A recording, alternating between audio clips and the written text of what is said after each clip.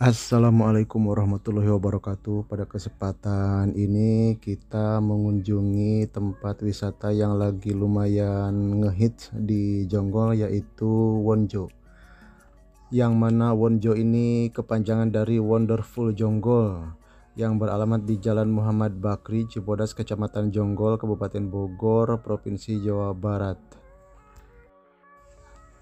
Yang mana tempat ini jika ditempuh pakai kendaraan bermotor dari arah Cikarang sekitar kurang lebih 1 jam, dan kita pakai sepeda dari Cikarang itu sekitar 2,5 jam. Dan untuk tiket masuk ke Wonjo ini 10.000 per orang ya teman-teman. Nah, ini lumayan murah.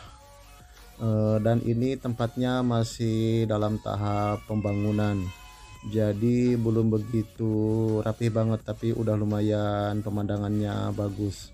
Nah, sayangnya ini bunga-bunganya banyak tempat bekas keinjek ya, mungkin bekas yang foto-foto selfie di tengah bunga ini.